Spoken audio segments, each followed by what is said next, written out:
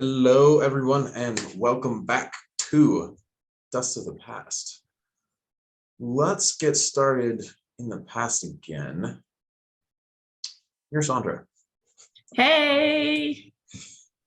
You have followed this fellow all the way up to the upper reaches of Sharn, and you are watching kind of off from a distance as he sits down in a cafe across from a woman wearing a blue robe.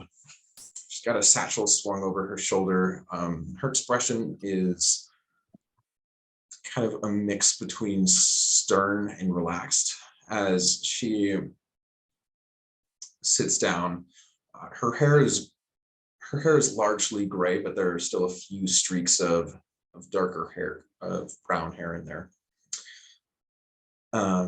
And she sits down across from this half orc with the dragon mark on him, on his shoulder, which he's showing off. And she smiles and she says, "Fuck. It's good to see that you're here for the deal, on time for once, I see. I appreciate that." And this half-orc nods and he says, "Of course, anything I'm happy to provide." And she raises an eyebrow and she says, "If I didn't know that statement was full of crap, I'd lean into it. Now, shall we begin this negotiation?" And he sits down and he says, "We received a commission lately from Relish Nation. They want us to track down a couple fugitives and war criminals and things like that. Official state business. You know how it is." And she nods. And he says, "So I'm trying to negotiate. I'm trying to get these crystals for official purposes, of course, to help the military and to fulfill the contract. Standard business deal." Melisandre kind of smirks a little bit. She's been following this guy around, and she also knows that's full of crap. She's going to kind of saunter into this, did you say cafe? Yeah. And sit down nearby, but not bring attention to herself just yet. She's kind of amused by what's going on. So you sit down and then Sindra nods and she says, "Of course, I've done this kind of deal dozens of times with Thrash representatives. You have official Relish dealings, you say?" And he grins and he says, "Yes, of course. When in Relum, you deal with Relish." Sindra nods and she says, "But you're in Sharn, my dear friend, and while those are technically the same thing, they are in reality not." And he kind of like grunts, not really sure what to make of that.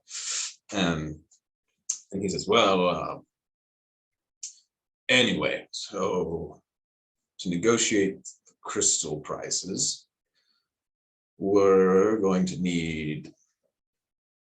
And he fishes through his pack for a little bit, and he says, "Do we have to do the numbers here? It's a little public, don't you think?" And as you see, it's a fairly popular cafe and people going around. And Sindra looks and she says, "I like the public atmosphere. My prices aren't secret." Melisandre kind of turns around in her booth. She like leans her arms over the top to like look at them. She turns around in the booth and like leans over. She says, "Dragon shards are less expensive if you're paying directly to the British government. Is that correct?" She turns the half orc seems like he's about to say something, but this woman, she just holds up her hand and she says, "They are. And who might you be?"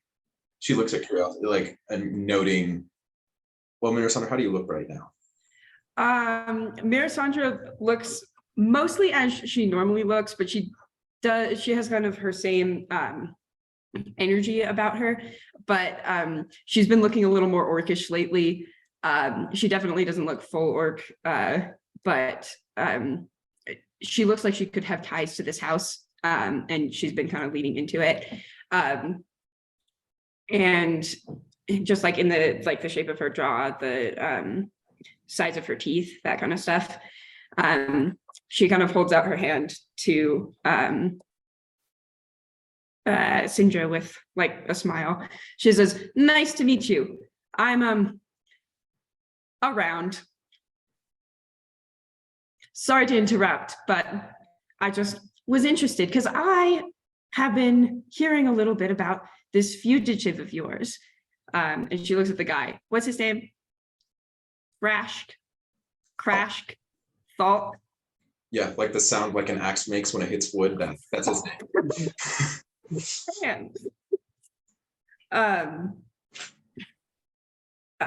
She says, "This fugitive of yours, it would be Crashk. Am I correct?" He looks and starts like glancing around, and he says, "Yes." "And this is for Breelish government purposes?" "Yes, of course." As I told Sindra, this is none of your business anyway. This isn't part It of. must have. So is it a different Crashk than the random villager that stole your wife? Or is this like a more important military crash and I'm just getting the names mixed up? I just want to make sure everybody's paying a fair price for their dragon shards. And he starts, his face starts turning red, and he says, How dare you accuse me of such nonsense? Oh, you didn't hear me accusing. I'm just trying to get the facts straight. You can't tolerate it. And he gestures towards Sindra, and then and you see she's just smiling, and she said, "Oh, I find this quite entertaining. Go on." She's like leaned back in her chair at this point. She's just sitting like this. She's like loving the show. And he goes up and he says, "Look, I'm trying to find a criminal. More than one. We have several contracts, as we always do. And they are for the British government. So I suppose you do have the wrong one, because this one that we're looking after is danger to the government, threat to everyone, war criminal." All right. Okay. That's fair. Turncoat. Spicy. Melisandre gets a little more comfortable where she's kind of like leaning. She says, "I suppose your wife's a turncoat too." He stands up, and then at a glance, he just like starts taking a step towards you, and Sindra says, "I wouldn't want to do anything that would ruin our deal now. After all, your house has such a good reputation." And he glares at you, and then sits down, steam rising from him. Sindra is like actively chuckling to herself at this point. And she says, glancing at you, "We're going to need to have a conversation after this." And then she looks back at this man and she says, "Our friend here is mostly right, but you're not looking for a British criminal, are you?" And he looks, glances to the side, and he says, of course I am a British war trader." And she shakes her head and she says, No, a war trader, but not British." Melisandre looks interested. And he says, Of course, the British, they turn coat and suspected for assassinating a general. And then he kind of like fades off. And she says, I will show you the shards, but I wouldn't ever try and lie to me again. Is that message clear? And since you're in the habit of lying, I think you owe me a little something extra, a little bit of information. And he looks around and he says, what are you suggesting? Just tell me who I'm after and who you're after, I should say, and then that's we will pay the normal price.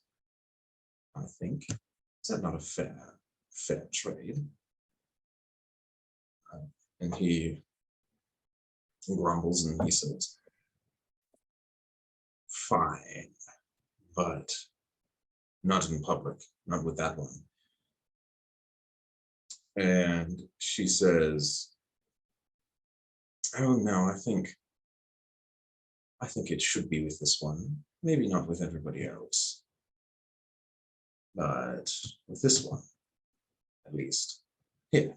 And she snaps her fingers, and sparks come off of them, as well as the bag. And she says, no one will hear. Now, let us know. Who are you after? And he kind of like growls and stares angrily and at you, Melisandre, and he says, well, she was right about one person. The war criminal, however, is a turncoat, one of old other dragon houses. They paid us themselves. Janus the Medi, something like that. That's the name.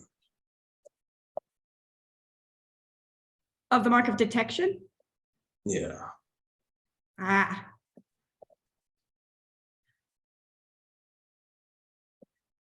Funny that you're looking. Usually it's the reverse. Well, there's some kind of turncoat. You keep saying I that. track them down. Well, supposedly they turned on their own house and got themselves into the military and killed a general. I'm not sure. Never been Very dramatic.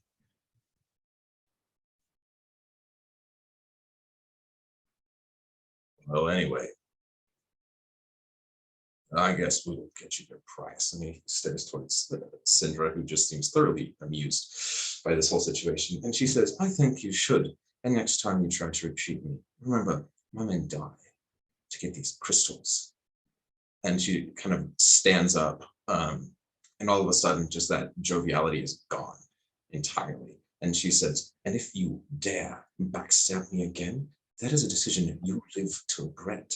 I don't think I will allow this particular stain on your house to go through, but I am a very powerful woman with many connections, and you do not ever want to risk betraying me again. Do you understand? And he kind of looks back, and even though Cinder's not a particularly tall woman, he is thoroughly cowed, and he nods to himself. And then she smiles and she says, good, then I think we have a deal. And she snaps her fingers again.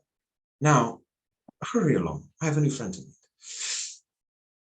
And she gestures towards you, Melisandre, and she says, please, take his seat. He didn't deserve it anyway. Melisandre, like, as soon as he stands up, like, slides beneath him into the seat. She's delighted by this whole exchange. She says, a turncoat Madani. I don't hear about that very often. Me neither. It's an interesting fact. I was just poking. I figured he'd tell me something. Didn't know what. Maybe I can do a little more poking. But not right now. It's nice to meet you. Yes, good to meet you. You said your name was what again? Well, and Melisandre waits for the guy to leave before she says, I'm Melisandre technically, but I've been going by all sorts of names in order to figure out some things around here. I don't have any real business with any of these people, and I suppose I should apologize for getting involved in yours, but I just so get amused. Oh, that's okay. This time it was quite entertaining. If I had a problem, I wouldn't have let it happen. Don't worry. You seem like one who wouldn't. Mirchandra kind of sits back. She eyes, did the guy order anything while he was here at this lovely cafe? He didn't. All right. Are there like sugar like, packets on the table? Like, do they have sugar cubes? Yeah. I'm gonna eat one of them. Cynthia raises an eyebrow and she calls over a waiter and to take your order. And she says, "Now, Sandra, you seem like quite the well-traveled person. Why don't you tell me about where you've been before?" Well, I've been just about everywhere. See, I've been around since the dawn of time, and it does get rather boring staying in one place. So I just kind of flit, you know? I just kind of travel wherever the dreams take me. She nods to herself. And then she says, "So if you've been around that long, I'm sure you have quite a few stories. Would you mind telling me some?" Mirasandra grins. She starts with that same legend as she likes to start with. Maybe she likes her own myth a little bit. Let's just say that. So she starts with her story. She talks. She just keeps talking. She talks about helping about like a little orphan Zilnone who almost fell into the path of like an oncoming carriage, and a little rabbit diverted the carriage just in time for the internal scholar to like notice this Zil, who she took under her wing, and then the gnome went out to become like a great newspaperman. Kind of stories along those like that vein of people just coming into their true callings. Sindra laughs and smiles at all the right times during your stories, and you end up sitting there for several hours talking to her as it keeps delightful going. And that's where we'll stop with that scene for now. So back into the present. Last session, you encountered quite the gigantic crocodile on the river, and after fighting him, you met a very new and interesting individual named Kamakani. So you are standing on this shore. The corpse of the crocodile is there. Azaka has strapped all of your things back in. What would y'all like to do? Div would like to walk over to the corpse of the big man. I miss him already. Rest in peace, crocodile. You will be missed. Rest in peace, big man. You will be missed. I would build you a grave, but there are no materials. And he is going to like just kneel down next to it and just kind of mumble a prayer, wishing the crocodile's soul safe passage back to the Everhearth. As you're kind of kneeling next to it, you see Azaka. She looks and she nods at you. As you're hearing Jasper just shouting at this evil man in the background. Jasper is harassing MCR in the background. So Jasper, you say shouting, be a little more specific. Just looking and seeing that Kamakani still has Jasper's jacket. He looks at him up and down and, "You don't deserve to wear that coat. Return it to me." Yes. Kamakani like looks at it. He says, "This is a gaudy thing." And yeah, he'll take it off. He trying to decide if he's going to be Yeah, no, he just like throws it at you, and he doesn't really try to make it so that it's easy for you to catch. Like if it falls in the water, fine with him. I try to catch it. So you have to dive to catch it properly as he kind of just tossed it off of it, but you do manage to do that.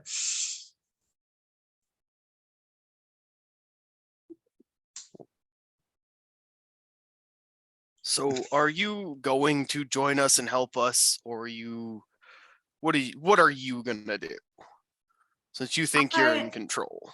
I have no intention of dying out here, that's for one thing. So I suppose it's up to you whether or not it's me who comes with you or people more palatable to you. I don't care. I'm in these canoes as soon as we take off because I am not a particular fan of foreign places. So you have no control when you show up versus when anyone else is here? Why do you think I'm here now? I have no idea. I don't I really have final understand how say. it works. Well, then why did you wait this long to come out? Because you people are exhausting. And more than a little bit off-putting. And to be perfectly frank, I would rather stay. And he kind of searches for a word for a second. It looks like there's something he like. It looks like there's a term he's looking for but can't quite find. He says, I would rather not be here, ever. Then leave and don't come back. No one's asking you to stay. You're more than welcome to leave. I don't need to be asked. I don't do anything because I want to. None of us do anything. Well, that's not exactly true now, is it? Some of us are very selfish. I am not. I am the only one here that acts out of duty. I am loyal, and I will do what I was created for, even if it means subjecting myself to your presence. For as long as it takes, need I remind you.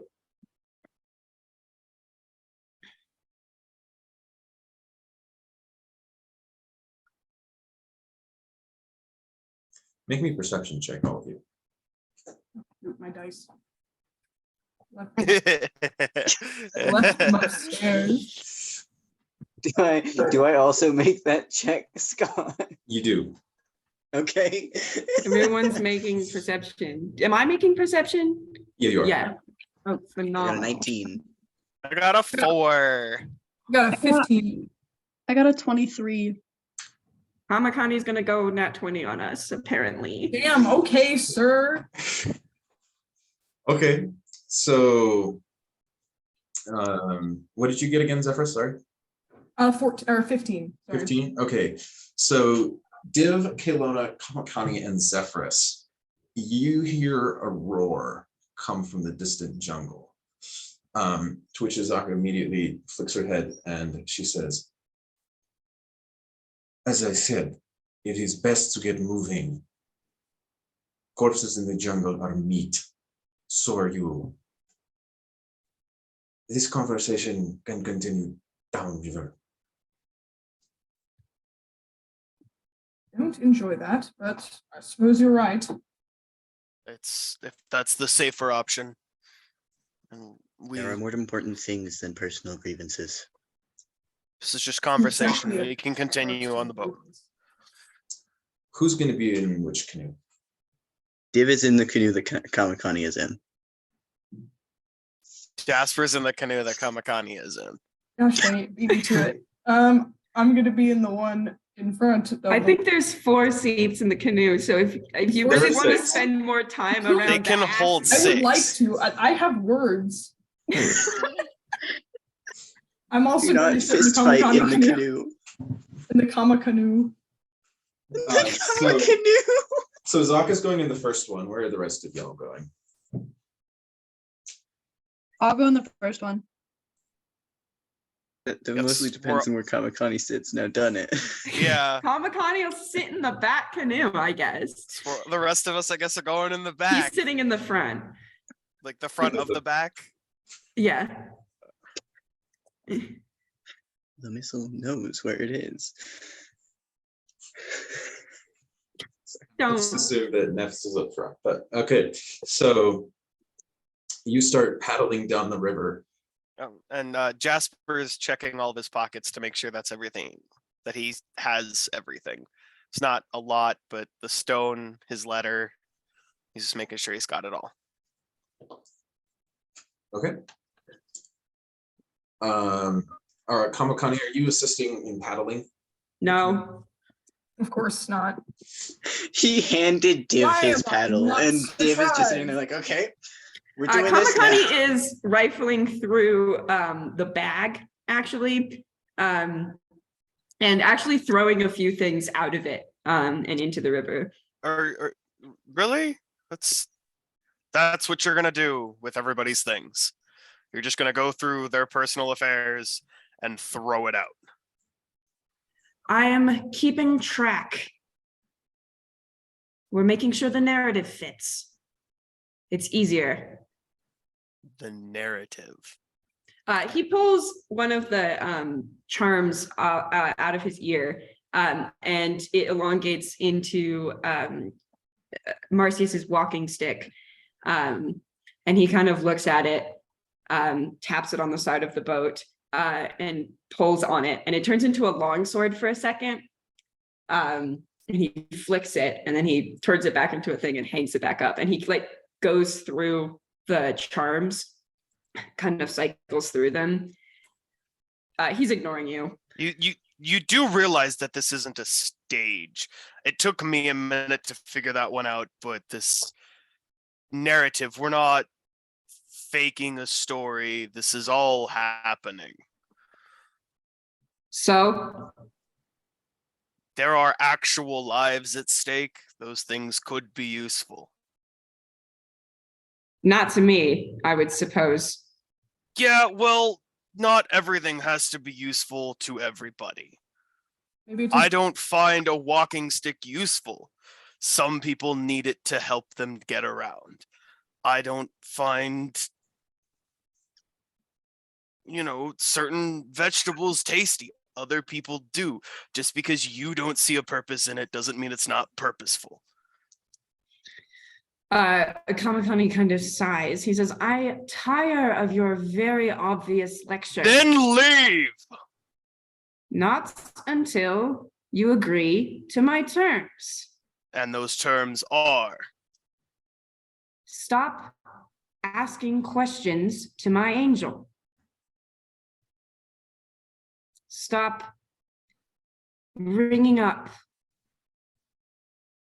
their cracks. I am aware. We are all aware. All right. They It's don't not seem to be that special. aware. They still have questions. They're idiots. They're supposed to be. Let them be So- stupid and blissful, and let them forget. It's easier. It's easier for you, It's easier, but it's not right. right? Just because something is easy doesn't mean it's the right choice. Zephyrus What has is a the point. right choice? The one that is morally just. One And that- is that honest, or is that something that will spare pain? It's honesty. The truth is painful, but it's the right thing to do. That's an interesting hill to die on. Especially for you. Not you. I don't. And he kind of looks at you, Jasper. He says, I'm sure you've never had a secret to keep in your life, but you. And he looks at Zephyrus. He says, honesty and rightness matter a little less, I think, for some of you. Where is your Secret- moral line? And am I really that far over it? Secrets and truth aren't the same thing. They're not, secrets and lies are not one and the same. secret is just something you hold dear that you don't wish to give to everyone. A lie is something that is opposing the truth. Keeping things from people Keeping things from people. in a different way than a secret keeps things from people. Fascinating. This is not a fun conversation. I'm not enjoying this. I enjoy you very much. Kamakani rolls his eyes. He says, then stop having it. I didn't ask for this. You could do. You sure are asking for it now by still being here. Kamakani doesn't say anything. He seems content to ignore you. Div, you have to work twice as hard to make up for Kamakani's lack. Oh, well, if the fact that like, everyone else is Jasper's I'd been- like to imagine that while all Jasper's of been this is rowing happening, this whole Div is just time. like in the back, like rowing his ass off. Well, Jasper's And been everybody rowing. else is just Yeah, arguing. you're rowing, but Jasper, you've been rather distracted. So it's like Yeah, it's and your normal, like your casual not very row is good. still pretty powerful, but Yeah. your boat keeps like drifting off to the side a little bit as like Div keeps pushing it off to one end. And Azaka keeps having to Trying beat his it back and best. like poke it with her oar to point the right way.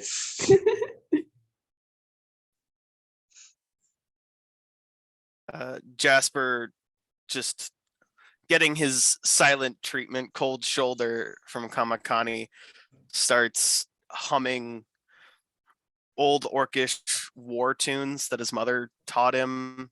Just like maybe things he's learned while she's angrily cleaning the house. Just humming these deep guttural tones. He probably mutters a couple orcish words. 1 second, we gotta check the language list. What orcish words? I mean, it's probably like it involves most likely blood and smashing and defeat, victory. Valid. Just it's like if you've heard a chant in a stadium that you don't know the words to, but you've heard it enough times that you can repeat a lot of what it sounds like. Nothing Gotcha. you've studied, but you've heard several times. And even though Me when I hear Jasper a new knows- Mother song. yeah, Jasper knows it's not a good song, but it like it brings him comfort in an angry way. It's like if you were to listen to thrash metal, you know? Valid. I If you're- support him.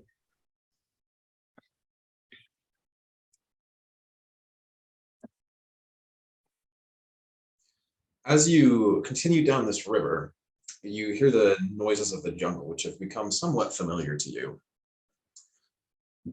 There's always the sound of dripping water, even when it's not actively raining. There's enough things that still have water that just the leaves throughout all of these trees are dripping. There's always something moving out there. You can always hear the sound. Insects are buzzing all around you. It seems that this paste that you bought in Ryan's art manages to keep them off, but as you move forward, that noise is constant, as well as the sound of just various things in the trees, calls of birds, and then things that sound a little more sinister than that. Creatures that must be much larger than that. As you move through down the river.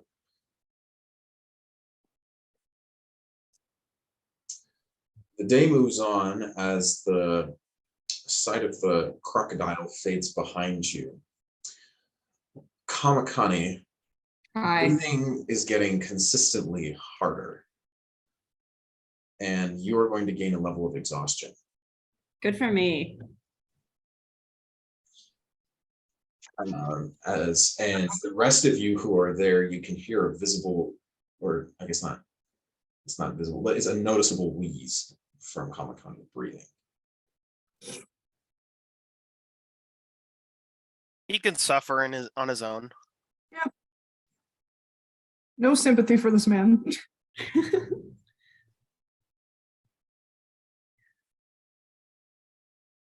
the wheezing's actually like not subtle. Like that earlier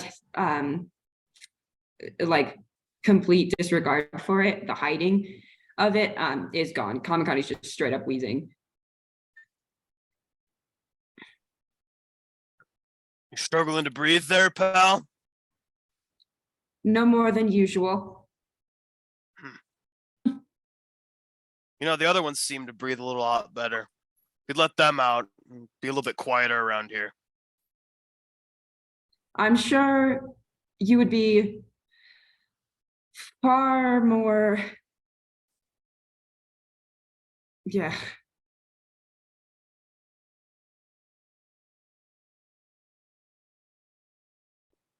Yeah, words are hard. I get it. Shut your mouth. You'll need the oxygen. Wouldn't want to steal it from you. Oh, I appreciate that. Thanks, pal. Mm-hmm.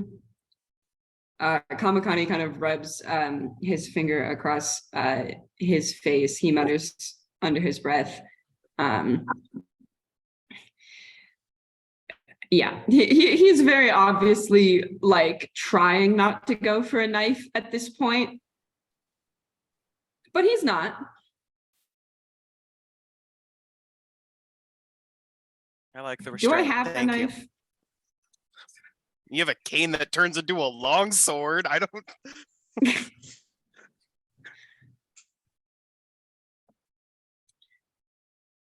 Caylona, as you're moving down the river, Azaka kind of leans forward and she says, I apologize for the way that went back there. It was not my plan for either of us to get injured in that way. Kaylona just shrugs and she says, I don't take a lot of that personally. And she's like, but you are very, very impressive. I will admit that. How did you, like, we both got hit by the same tail, right? But you took that a lot better. How did you do that? She glances back and shrugs, and she grabs the bandages that are across her chest, and she says, I have been in the jungle for a long time. It's hardly the first time that my life has been threatened. I have experienced surviving, even when no one else does. Kaylona just kind of nods at that and she's like, so you've just acclimatized at this point. Yes, in a way. The jungle and I have an understanding. Can you get it to extend that understanding to the rest of us a little bit? Maybe, possibly. She smiles a little bit and she says, that is something that only comes with time. Thought you'd say that. You did well, all things considered. Thanks. Then she just kind of keeps doing stuff, whatever they're doing, rowing. Azaka seems plenty content to fall quiet as well. Rowing, rowing, rowing. So you continue to row throughout the rest of the day until you reach your end destination for the night. And you park the canoes along this shore and drag them on.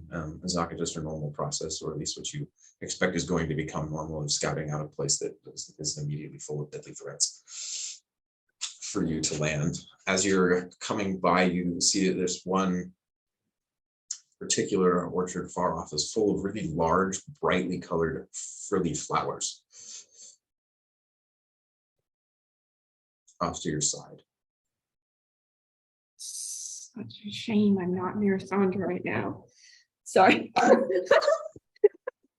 Who did If this anybody to touches yourself? the no doubt poisonous flowers, I'm not healing you.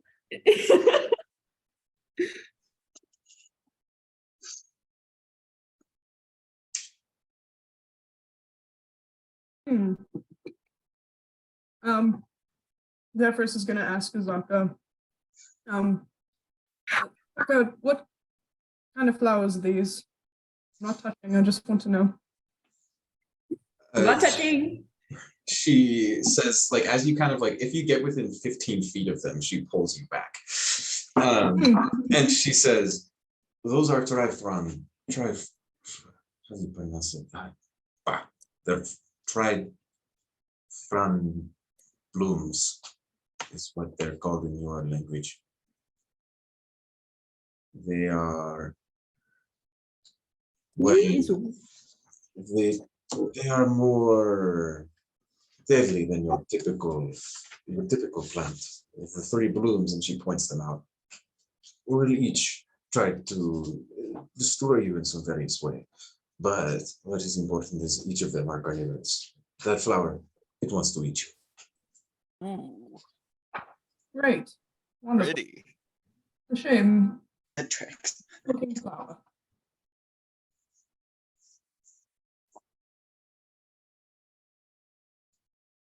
And she points them out, and you see that each of these has a fairly tall stalk, and then the flowers come up so that they're all like 6-7 feet tall.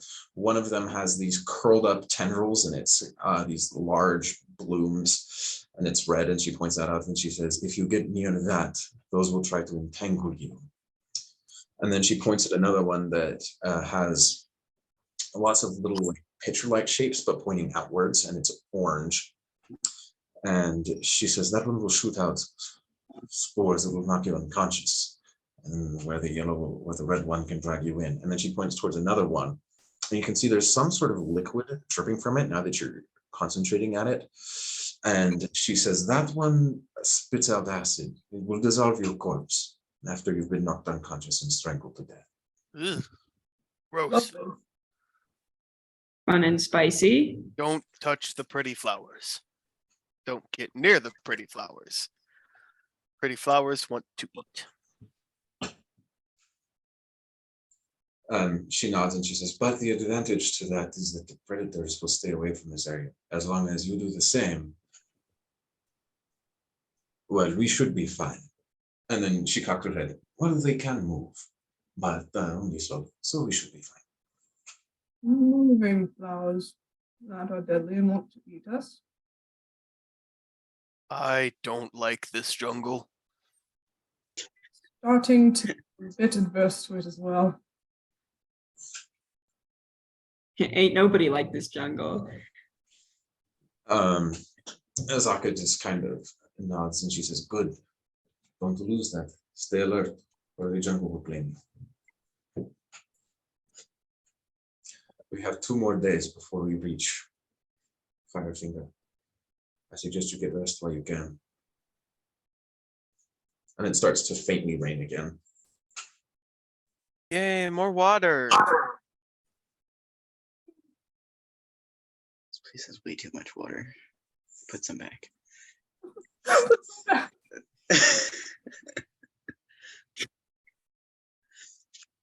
Oh, what is Kamakani doing? Kamakani is sitting on a rock, probably like a tree root, I don't know, sitting on a rock.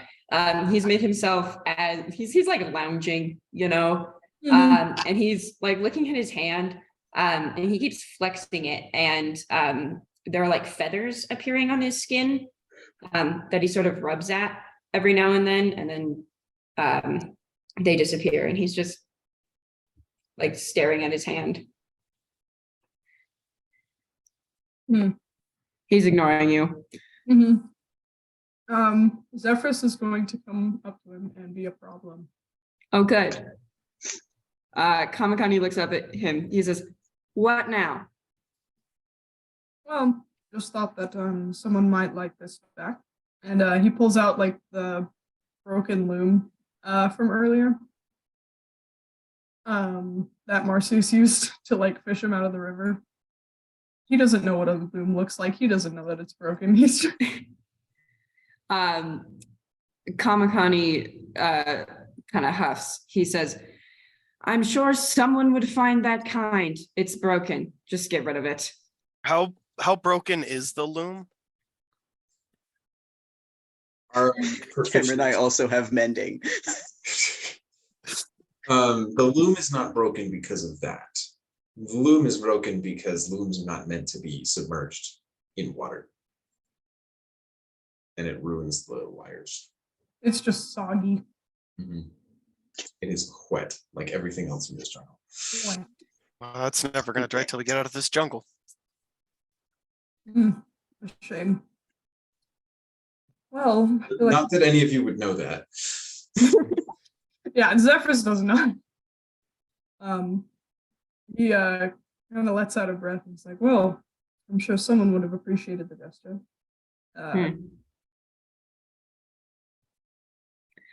Kamakani sighs and leans forward. He says, I suppose I've made a poor impression. You? Yeah. Listen, I am only trying to keep my charges safe.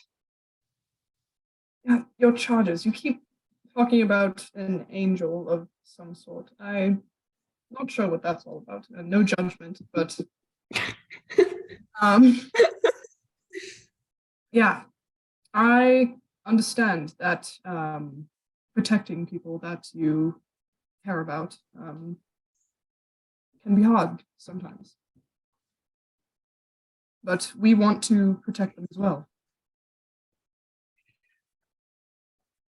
How long have you known any of them? Not very long, but I have known them since their fragmentation. And I would say I know what they need better. it's fair. That is fair. Well, what could I say to you that would convince you that we would do whatever we could to keep them safe? Kamakani smiles and leans forward. He says, well, for one thing, you could convince your cleric to help me with this damn cough. And for the next thing, just let them pretend. It's not just allow them to come in and out. He kind of searches for words. He says, I cannot compromise on this. I do apologize, and I do apologize for being so adamant earlier and for being so adamant now, but they cannot be allowed to know. You do Who notice they are. there's a distinct rasp to every word that Kamakani says, like it's forced. And Kamakani, it hurts to say a lot. Even breathing is just painful. It's almost like you have microscopic things sucking the blood out of your throat. Sucking the blood out of my throat. Yeah, that's not nice.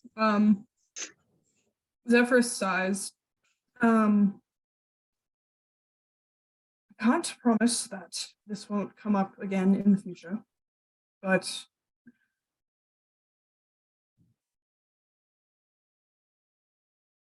I suppose if that's what it takes to keep them from dying.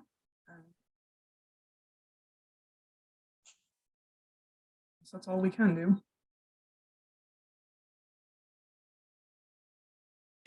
Kamakani nods sharply. He says, I appreciate you saying that, Brimstone. I'm not sure if I believe you, but I suppose we'll find out. Just remember, I'm always listening. I'm always here. Noted.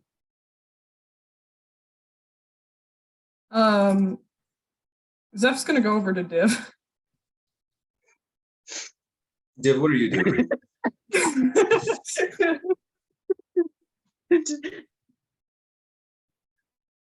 Dave is somewhere in the camp making himself useful, probably patrolling the edge a little paranoidly.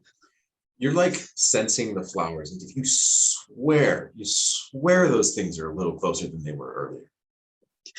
Div is just like staring at them, like tightly gripping his mace. He's like, those things are moving. Like one time, like Azaka hears you say this, and she says, "Yes, I told you they move."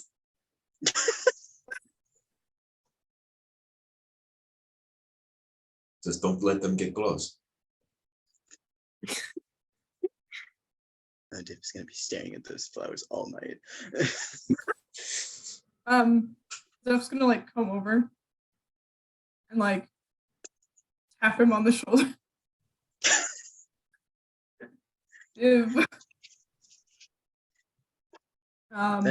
You tap him on the shoulder. His skin is very warm. Yeah. Zeph like pulls his hand back a little quickly. He's like, Div. Yes. I think that your friend, or not your friend exactly, but our new acquaintance is dying rather painfully. And if he dies, the rest of them die. I would prefer it if only him died, but the rest of them are connected to him in some way. So I personally would greatly appreciate if you could possibly heal them. Please do not insult my friend to my face. Sorry. He's not very pleasant.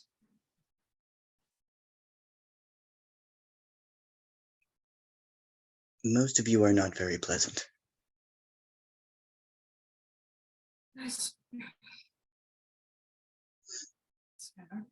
That's fair. I am a goddamn delight. I will have you know.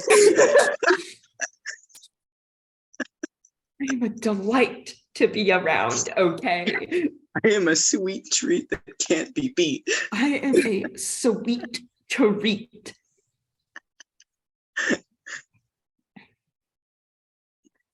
I'm sorry. Well, you say he's your friend. Well, it seems like he's in pain. Yes, they all do that quite a lot. Yes. Div like walks past you, like end of conversation. Like, Okay. like there's another task. Cool. Thank you. So did you go over to where Kamakani is? Yes, I do. You're able to hear Kamakani's rasping as you come close, and that's not normal. That's my job. Yeah, Div walks over and kind of crouches down roughly in front of Kamakani. He kind of just looks at him for a second, or it appears like he's looking at him for a second. He is blind. Like off to the side a little bit. Well, it's that thing where like blind people get really good at approximating where your face is. So like they can stare like between your eyebrows, but they're not actually looking at you, right?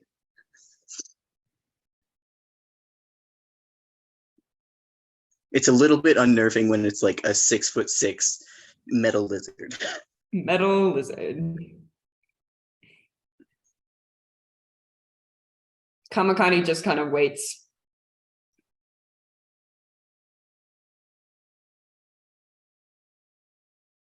You are antagonizing them. They are antagonizing me.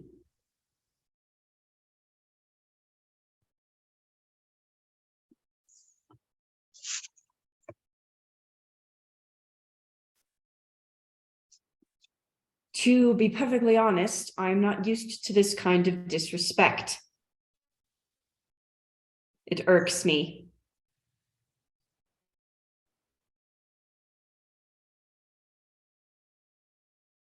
This is not war. These are not your people. But this is still a battleground. It will always be a battleground. The nightmares are coming.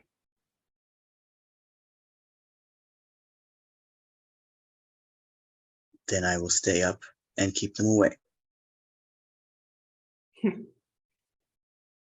Unless you have perfected the art of interplanar travel, fair friend, I would be impressed if you would be able to do anything.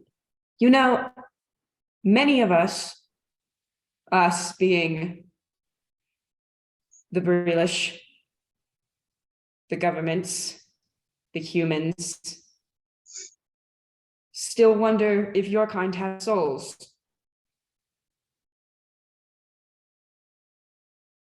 It is not my place to make any sort of decision, but I am intrigued to see if the Dreaming Dark decides you will become pawns too. He kind of coughs. He says, my apologies. I usually try to avoid boring people with my missions. I am not particularly in my right mind at the moment. Every word is like, he's like focusing on each one, you know? Nothing like having a cold to make you spill your guts.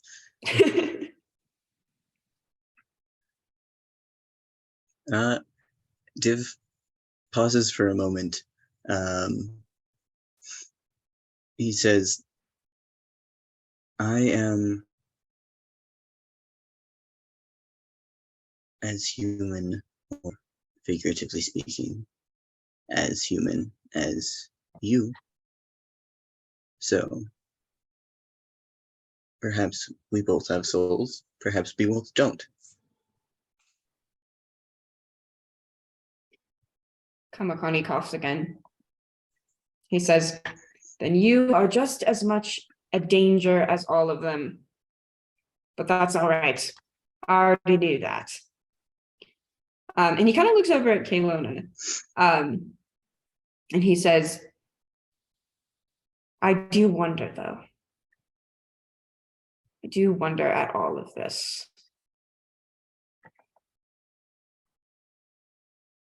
Perhaps that's why I let them come with you.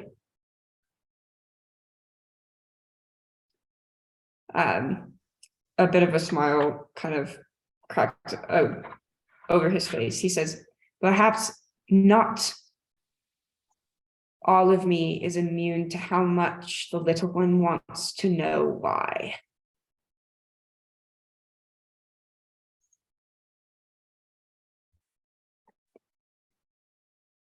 Perhaps.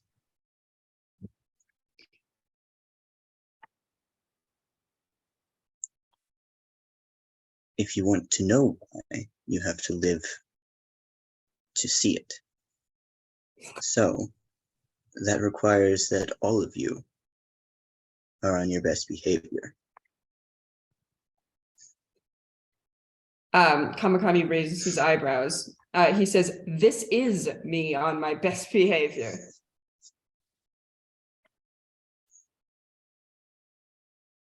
I am being very patient.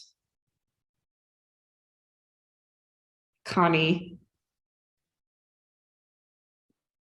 And he kind of hesitates after the name. He says, would be telling me to kill you all.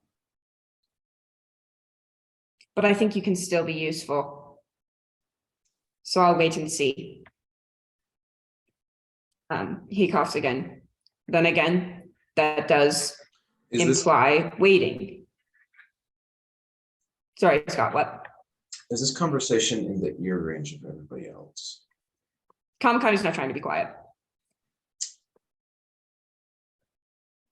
Caylona, something. Do the thing! inside Yes! you breaks. Yes! Yes! I knew it! Okay. Got him. She just kind of freaks out and just like this dagger just like flies straight past Kamakani's face, like probably inches away from his nose. Kamakani gets like shoots to his feet. And like I guess it wouldn't be an earring. And he flicks something out of the bag too quick for you to see where it comes from and stretches it between his fingers, just as like bring it on as you throwing the knife, and it's a garrote. Div like steps between them immediately. He's like, nope, no. Caylona just looks at him and she's like, what in the world gave you the idea that you get dominion over everyone's lives and not just your own? She's like, who told you that you were allowed to do that?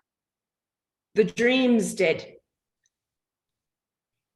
She's like, I will do anything. She just kind of laughs and she's like, dreams are figments of your imagination. They're just your own head. That's it. That's all. You would never know. I don't know where you grew up. I don't know what they did to fail to teach you so much about your own history. Dreams are not just figments. Nightmares are much more real than any of you will ever know, and it is our responsibility.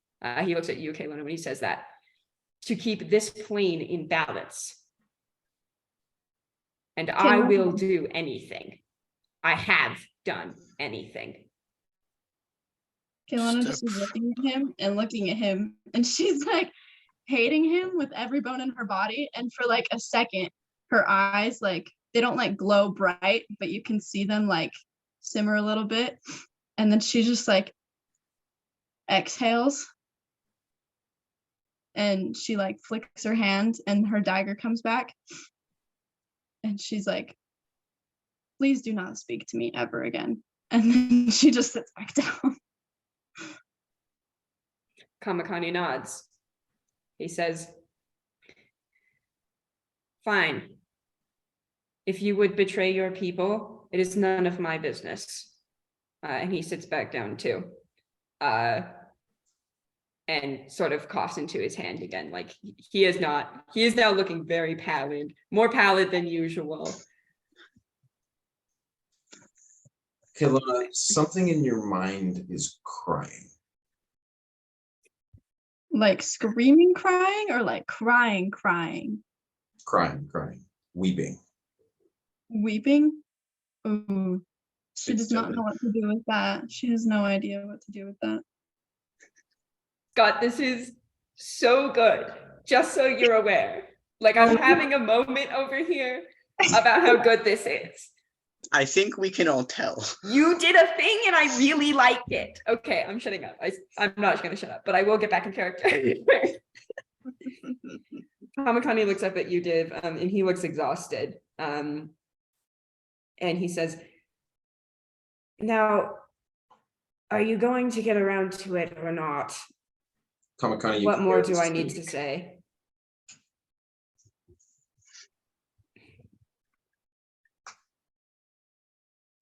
Div thinks for a moment. And then he does. He'll cast Lesser Restoration. I'm assuming that fixes it. Because I double checked last time. Yes, it will cure disease. Yes. So, Kamakani, you feel warmth, like a comfortable warmth, like sitting next to a fire on a cold night, come up through your throat, and the swelling retreats, your lungs open, and you're going to lose that level of exhaustion. Nice. Kamakani takes like a very deep, clear breath. And for a moment, he almost looks like genuinely not sour. Like I wouldn't say happy, but like he isn't scowling for a second, you know? He has unsucked the lemon. And he looks up at you, Div, and he says, thank you. Best behavior. Like I said, I am. You know that I'm not going to leave you alone still. I have tried already to convince you otherwise, and I have gotten nowhere. So until Good. you cease being useful, I suppose that's fine.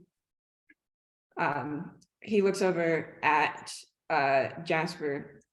He says, it seems all of you are willing to help me protect. I just threw my pen. Are all willing to help me protect the others.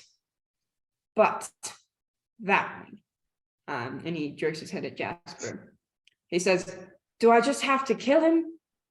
Or do you think he'll be on the bandwagon if the rest of you are?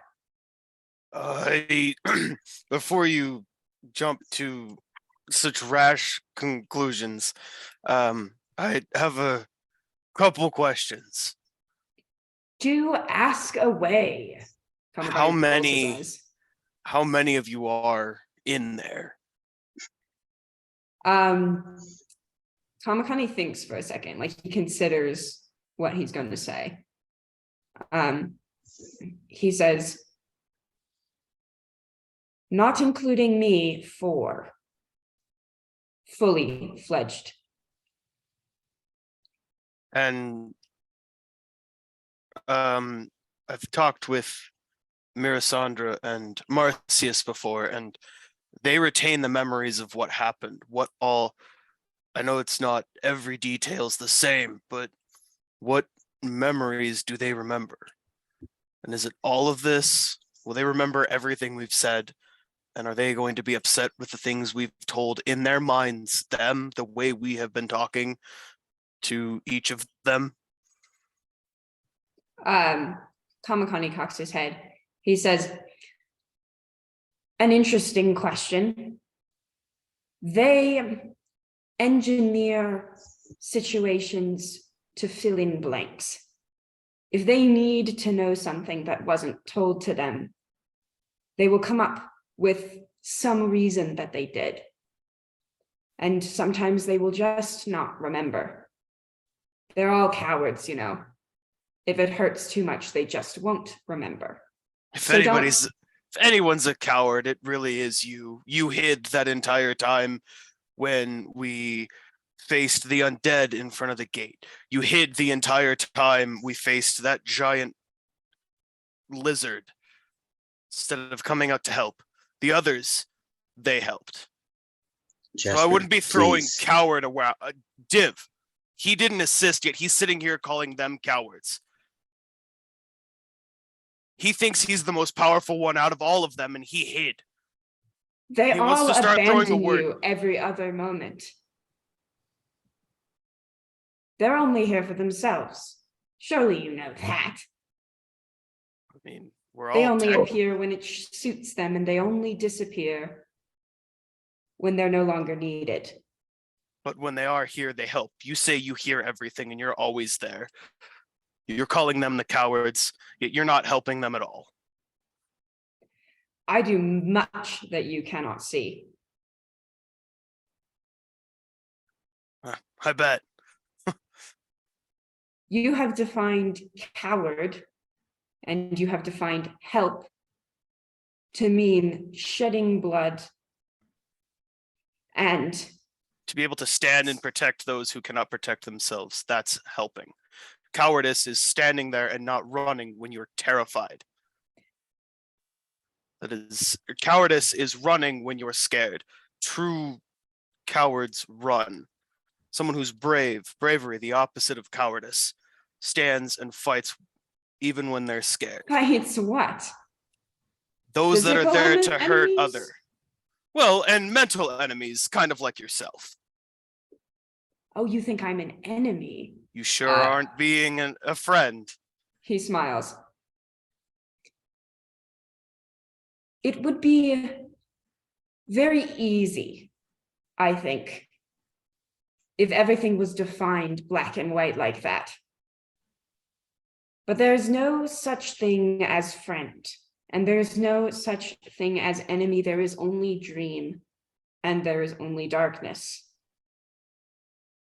And I was once many things. I was once alive. Ugh, I do remember that. I was once a god. I was once a general. You were once a child. But here we are. And I will not stand for insults, but I will stand for them. And he kind of gestures at himself. He says, if I were a coward, I would back away right now. If I were a coward, I would let you convince me that you could be trusted, that any of you wouldn't turn, wouldn't break, wouldn't lie or reveal yourselves for what you really are. I trust none of you. Every word I've said is the truth. You really think That's what I said when I was alive. I mean, what all do you want me to say to prove that I'm not lying to you? You can't. I'm not going to lie to you and say that you can. He kind of scoffs. He says, I'm not asking you to somehow convince me that you're trustworthy. That's not what I'm saying. I'm saying that it is my role to stand and to allow memories and stories to be meshed together as is necessary for the continued existence of everyone I oversee. All right. He rubs a hand across his face. He says, this is more talking than I've done in years. I hate being in the body. This is not mine. I gave you the opportunity to give it back. Quite a No, while you didn't. ago. Yeah. Your You could leave opportunity anytime. would kill them. How? You would tell them who they are. How do you not understand this? He stands up. And exactly. I don't know who they really are at this point anymore. I told you they wouldn't, and they don't want to know. Why do you think they are the way that they are already?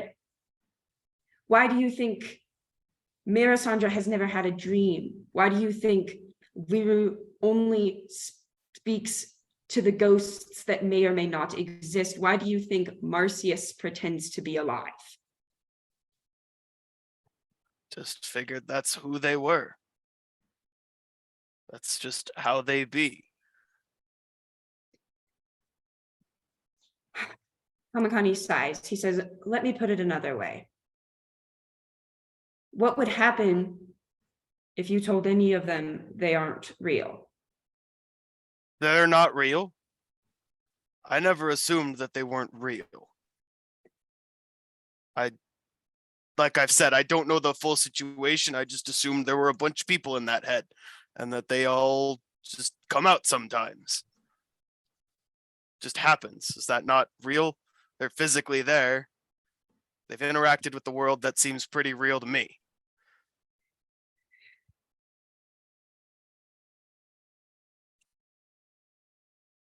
Are you afraid of dying?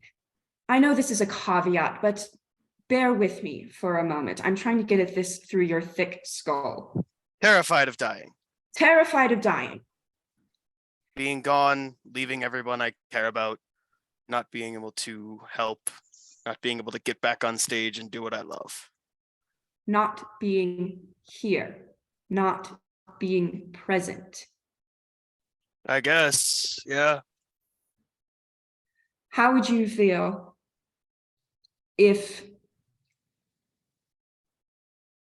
someone told you that you had no control over what your limbs did at any time? Not truly. What if someone told you someone like me could take over at any minute and never let you back out? That would not be a good thing to know. So You're just, the body is like a blank puppet, and each one of them is basically a character that the blank puppet gets to portray. And we're all also having to be other characters in the play of their existence. Kamakani nods. He says, Well, I'm now sh- that you've put it into terms, I understand. I get it. I just, instead of trying to see them as more of people, they are characters. It's not right to always look at other people as just characters, but for them, it's safer. Kamakani nods. See, if you just would have said that from the beginning. I did. I told you they were tools. I told you they were actors. I told you they were lying. You had to explain it a little more, like you've said, Thixel. All right. And I Then just, we are in agreement. anytime they show up, whatever memories they come with, that's what happened. Whatever story they think is true, that's true for them. And I don't say anything else, right? He nods. And you're Play the game. and this won't hurt them. Kamakani shakes his head. He says, this is best. This has been will- best for many, many years now. Okay. Well, I'm sorry for trying to hurt them. It's not my intention. I just wanted to help.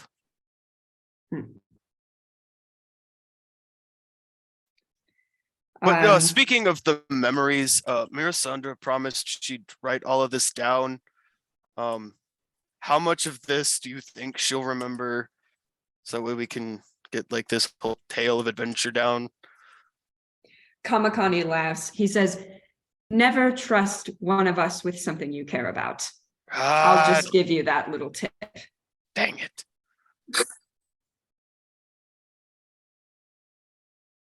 Well, Why we're broke. I've kept up my end of the deal. I promise I'll keep it. I'll do my best to not hurt them further. All right. And if you could just leave, My bring pleasure. someone else. And he does. Yeah.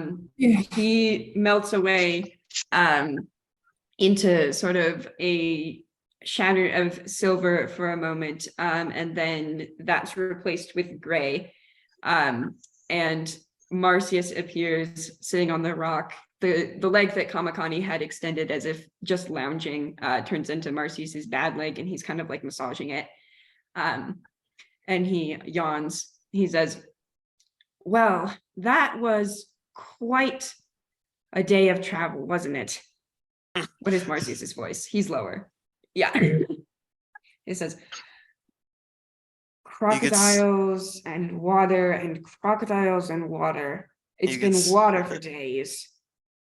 What do you expect? It's a swamp. Never seen a lizard that big. Sokka Neither have I. chuckles as she hears that, Jasper, and she says, this is just a river. You haven't seen the swamp yet. We'll get there. Oh boy. Delightful. Never mind. It's just a river. We haven't seen the swamp yet. Marcius laughs. He reaches out to pat Dev on the shoulder. He says, thanks for the assist there as well. I was starting to get quite uncomfortable. I feel much better. I'm glad. I'm always happy to help. Jasper leans over to Zephyrus in kind of a whisper. This is gonna feel really weird for a while, isn't it? Zeph has been pretty like stone-faced for quite a bit as Kamakani and Jasper have been talking, and he still kind of just looks like blank, kind of staring into the middle distance. But he takes a breath. I suppose it is. It's going to have to watch ourselves. And then Jasper leans over to Div and just, I want to apologize for everything I said about your friends. It wasn't, all of that was mean of me. And I didn't understand the full situation, and I'm sorry for hurting your friends. Or friend. I don't exactly understand all the way. It happens. I will not hold what you did not know against you. Thank you. I will- Marcius yawns. He says, "What are you two scheming about over there? Should I be worried?" It's nothing important. He kind of stands up, and looks around. He looks a little off balance, and he pulls his cane off the charm and makes his way over to Caylona. He says, "You were in the water too. Have you had any issue?" And he kind of gestures at his throat. She just shakes her head. Understood. Perhaps, yeah, no, never mind. Don't worry about it. I'm vibing so hard. That's all. Okay.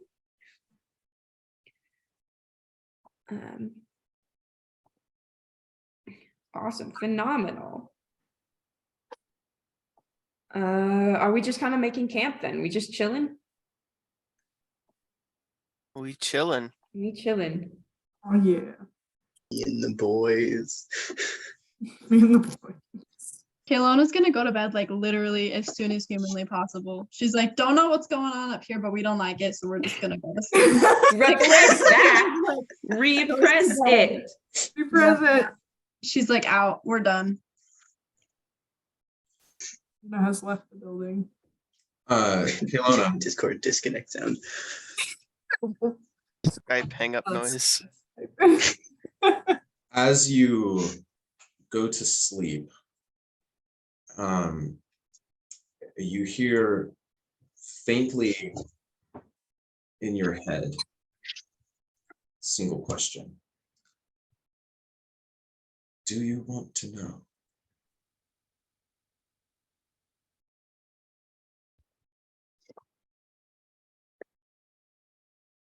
She's like half asleep, but she doesn't really understand like what the question is asking. And so with all like the hope in her heart, she hopes that it's like directed towards this specific thing that she's always wanted to know. And she says yes. Your mind opens Mm. memory. You are walking across Sharn. You have just recently gotten here. You seem to remember, but it's separate this time. It's different from the last memory. It's like you're writing in this person's here. You know that they're here, but you're separate from them, and it seems that they're proud.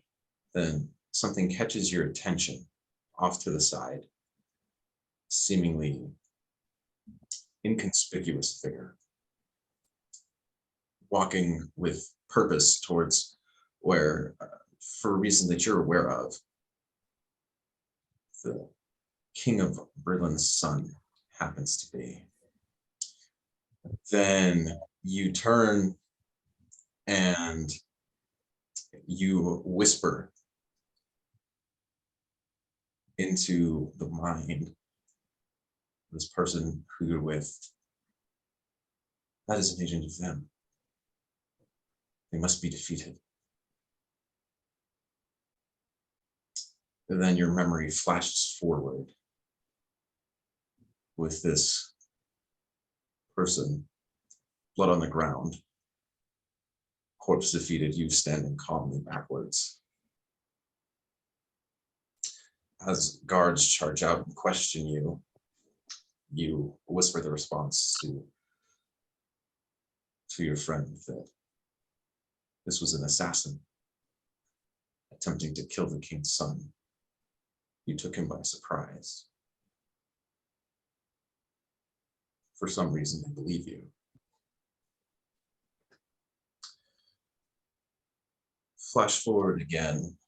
You're kneeling in front of King Boromel as he looks down at you, smiles with a surprisingly patriarchal air for one of the most powerful men in the world. And he says, "That's very noble of you." As you stand up, you're pulled off to the side by a woman wearing a Brellish military uniform. And she says, "I think you could be quite the soldier, son, if you listened, if you fought. You have a warrior's heart.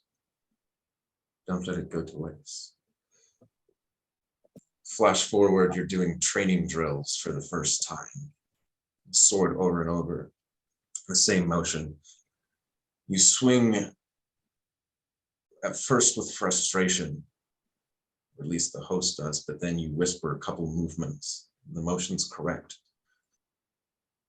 You help position, just nudging the right side. They become more skillful movements. You're standing on a battlefield. This isn't your first time, but it is this other one's first time. And you are fighting for your life. Somehow, you know what to do, or at least the host does. You're speaking from a place of experience. You've done this thousands of times. And you whisper answers to the host, tell them to pull back, or to change. Give them suggestions of orders to follow, and even one to ignore. Men die around you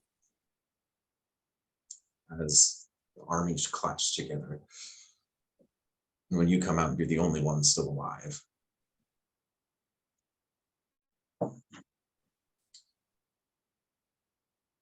You're standing in a feast hall. Years later, woman catches your attention. For the first time, you realize that this body is male. You're something else entirely. But that woman catches your attention and you point them out to the host. She seems to catch the host's attention as well.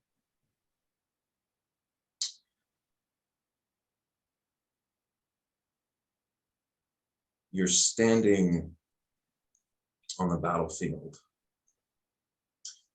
panting,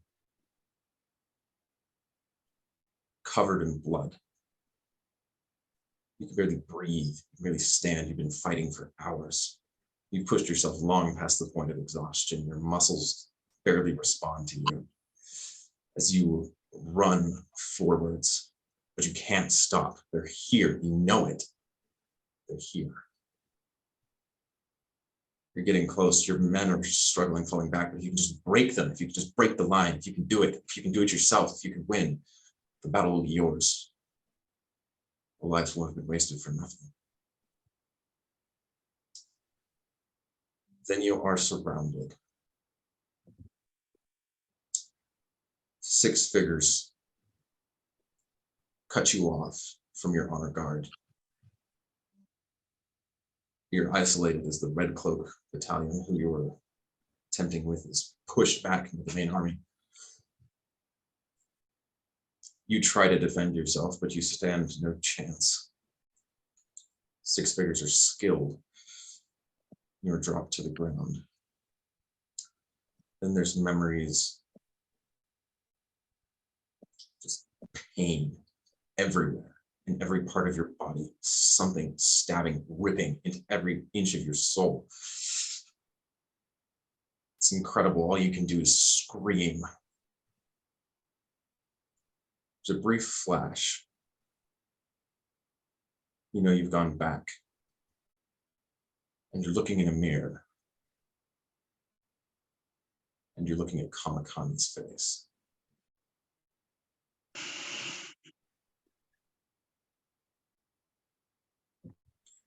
Then you feel the pain again. Something. It's this, whoever this is, they're separate. They're not Kamakani, but they are. And it, in the midst of all this pain, there's a tearing sensation. Then panic. And then something you feel bound somehow, some creature. All you see is eyes everywhere. Then you see a small gap, a small prick of light, an escape. And you take it. And you're looking at yourself. Then you stand and you see all of a sudden you are in your own mind, not viewing this other person.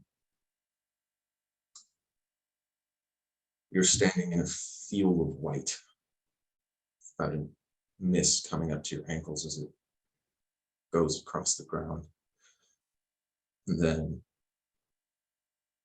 you see a figure there, formed out of this same mist, standing, heroic cast.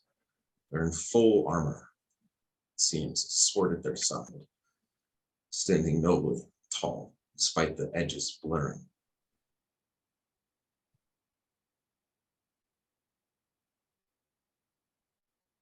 She's just gonna kind of stare at this person for just a second, because she's still kind of like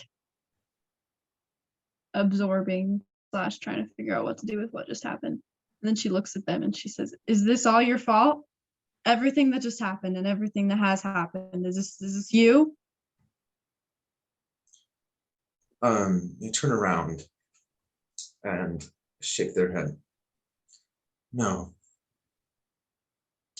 You've ignored me more often than not. Those memories are mine. So you're this.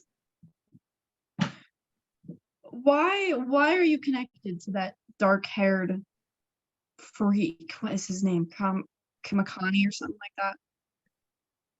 I was once. That is not them. Not any longer. I don't know who or what they are.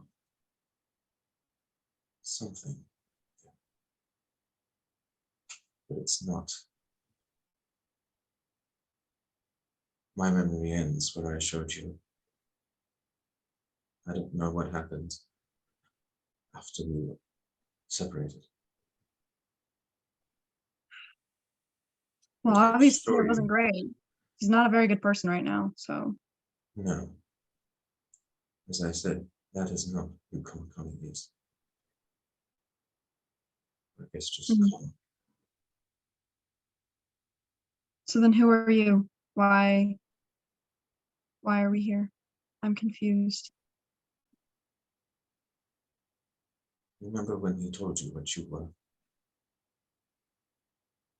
She kind of swallows and like looks up at the sky and sighs and says, "Yes, I remember." I realize that those are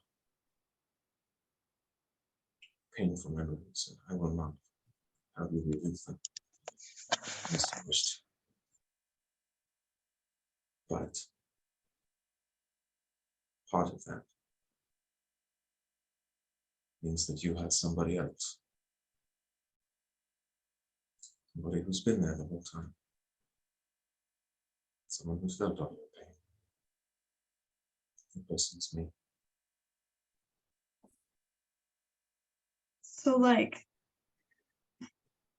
you're real. Like you're not just me picturing all of this. Like I can talk to you when I'm awake. I figured nods. Are you that thing that pokes at me until I flip out? Is that you? Yes. I have ruined so many pieces of furniture. Like, why couldn't you have just like talked to me for a second? Like, used your words. You wouldn't let me She kind of sighs at that and she's like, until now. that's fair. I tried. I was got shoved into a corner. More like a box. But yes. He Can we nodded. take this? Can we take this slowly? She's like, I already feel like I'm crazy, I don't think. She's like, You're actually twice as sane as most people. huh, funny. I know some people who would not agree with you, including myself, but I just don't think I'm ready to delve into whatever is going on. I mean, I have so many other things that I'm focusing on, so much I'm trying to do. If you've been living in my head, then you know. Figure nods again. She's like, so just unless I reach out to you, please don't reach out to me. If you so desire. But if you do need me, and the mist starts to flood in from all around. My name is Connie. And then you She wake like up. low-key snorts at that, like laughs, but then falls asleep, whatever. The rest of the night passes quietly. That happened. I want to do one thing. Just one thing. Before everyone goes sleepy times. Marcius spends, we get a little bit comfortable, a little bit of time passes. And then he kind of inhales like he's just remembered something. And he goes over to Zephyrus and he kind of pokes at Zephyrus, who's probably trying to get comfortable. He says, I'm sorry to interrupt you, but there hasn't been a moment of peace for quite a while, and I have something for you. Zephyrus seems kind of like, I don't know, when you walk up to him, he seems kind of like his brain is not here, but he's thinking real hard about something. But when you like address him and everything, he's like, oh.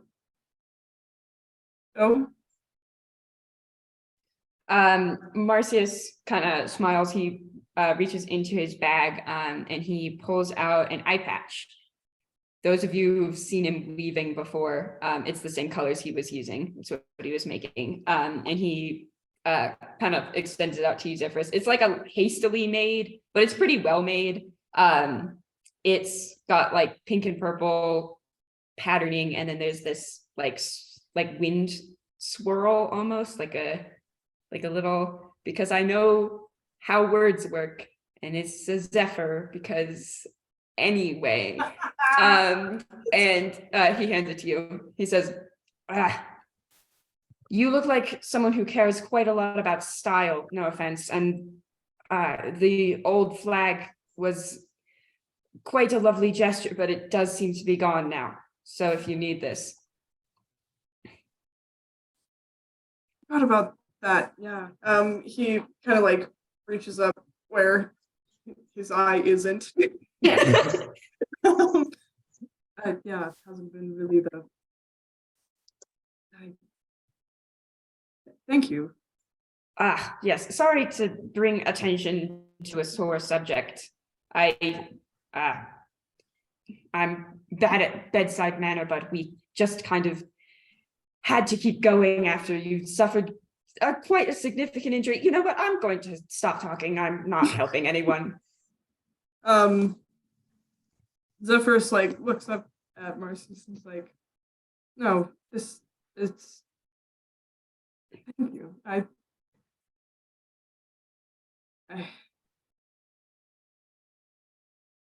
really it's nice. Marcius nods. He says, I am glad you appreciate it, at least. Thanks for looking after my squad. He kind of smiles. Absolutely. Sorry, your loom. And he kind of like produces the broken loom. I think that is broken. And I'm sorry about that. I wish I could offer a better one. Marcius kind of picks it up. He winces a little bit. He says, it's not a problem. And he just kind of chucks it aside. Like there ain't no saving that thing. He says, I have a feeling everything will turn out all right in the end, but I do appreciate you holding on to it at least. No worries. Just so long as you're not drowning, it's all fine. That is yes. Thank you again for that as well. Yeah. Seem to be. Nah. Never mind. Yeah. Ooh. Marcius kind of watches you stutter for a bit, waiting for you to get to the end of it. And he says, nice work with the crocodile, by the way. Thank you. Just a demonstration of my true skills. That's how I fight all the time. That's how it should have been the first time. Marcius laughs. He says, don't worry. Was just like you saw him in a fight, he was unconscious and bleeding on the ground. Marcius laughs. He says, don't worry, we all have off days. I'm glad you didn't die in yours. Yeah. You and me both. He puts the eye patch on. It's a bit better. Glad to hear it. Let me know if you need any assistance with anything. I am always here to help. Any of you. And then he goes back to where Div is, and he'll go to sleep. Bedtime. Kind of like looks off in his direction for like a bit, and it's like he just kind of like smiles to himself, and he just kind of just lays down and also goes to bed. Now you don't have a gaping wound in your face. Well, you still do, but at least it's covered by something. This leeches don't get in. Okay, so Leech eyeball. Your eye is now leech. Ew. Don't say that. Hate that. That So would be really cool. Glass eyeball, there's a leech in there. you wake up the next morning. You had to move 3 times throughout the night to avoid the flowers. Because those flowers were on it. Which Azaka tells you she was fully aware what happened. And she says, trust me, it's better than what would follow if we didn't have them. Waking up a couple of times, that's manageable. Waking up without a face, that's harder. Waking up 3 times is better than not waking up at all. Exactly. Now let's move on. Staying in one place is dangerous. Yay. And you continue to pass through. The next days pass without extreme event. At one point, you see a small group of what seems like it could be undead, but you're not quite sure, along the shore. Nozaka has you steer clear and well around them. Marcius does his best to not look that undead.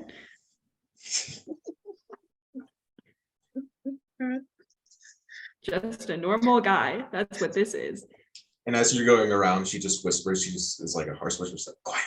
And you stay silent as you move along.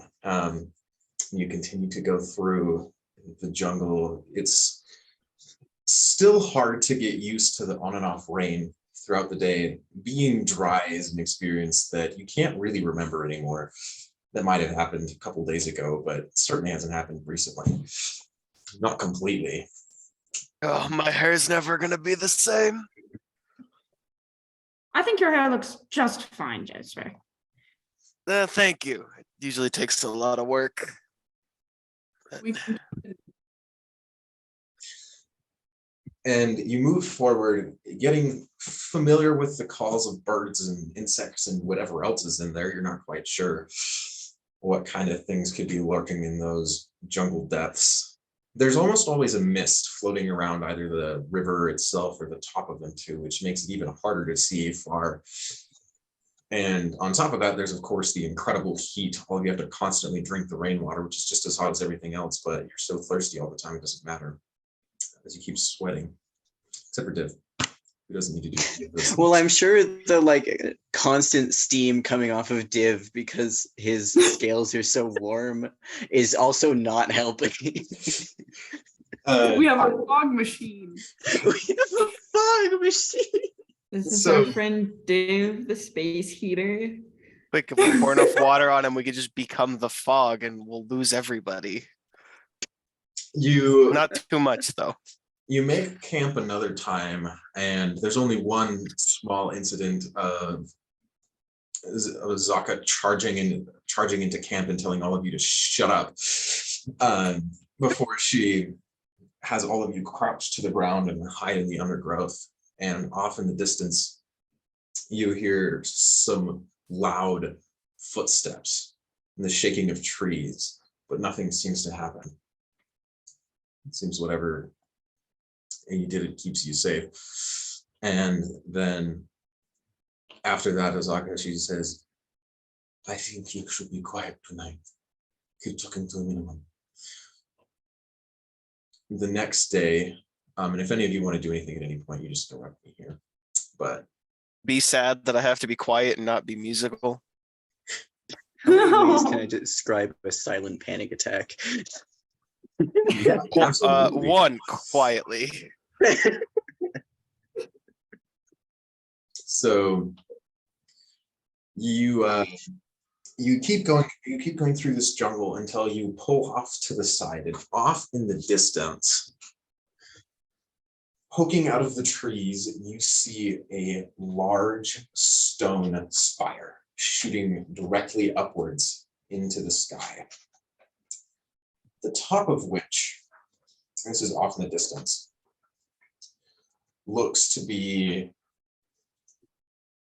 on fire. There's smoke coming from it. That's on fire. Okay. No need to be dramatic. That's fun. The spire You need goes to up. tell the It's blind guy. smaller near the top. So it seems it's massive, this thing. I mean, enough that you can see it over the jungle canopy, which is pretty hard. You can see, looking at it, the walls of it are sheer and they're dotted with small caves. You can also tell looking off that, well, you can't quite see it in detail yet, but there seems to be something along the edges there. As soon as this tower comes into view, Zaka steers as quickly as possible into the forest, and she says, "Get off the river now." Okay. We do why? so. Gonna do Why? that. They can see Cooperating, on the but river. Up there, Asking. they can see anything on the river within 10 miles. What, Gonna get off the river. what is Say, who is Who yeah, is who is they? Do you remember our destination? The Terrafolk. Oh, And you can see flying around at the top there are a couple of winged figures. It's hard to tell scale from here. There's something there. is that a Terra folk? Yes. Ah,